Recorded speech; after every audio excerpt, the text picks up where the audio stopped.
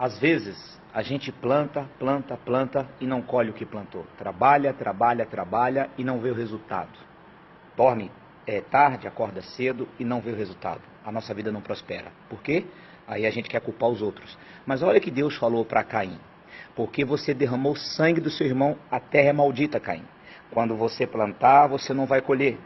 E olha o que a Bíblia diz em 1ª carta de João 3,15. Aquele que fala mal do seu irmão é homicida e não tem nele a vida eterna, não tem nele a bênção de Deus. Sabe, muitas pessoas têm cometido esse pecado, o pecado do Lashon Hará, que nada mais significa língua maligna, língua do diabo. O judeu, eles evitam esse pecado porque o primeiro que cometeu esse pecado foi Lúcifer, falando mal de Deus. Miriam pegou lepra porque falou mal de Moisés. José passou por toda aquela luta que ele passou, porque ele falou mal dos irmãos para o pai dele.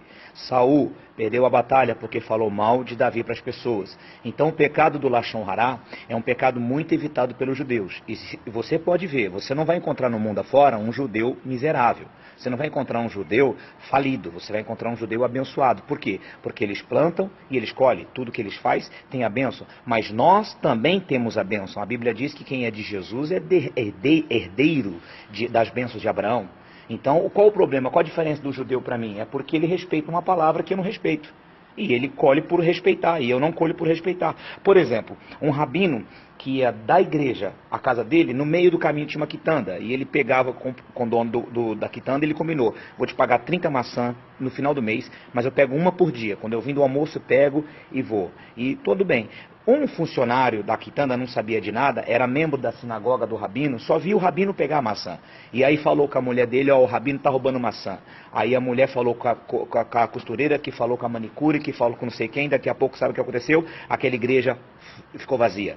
E o rabino foi perguntar, por que a igreja está vazia? E aí o rapaz falou, é porque tem um fulano lá na quitanda que está falando que o senhor está roubando maçã, e todo mundo saiu da igreja por causa do senhor.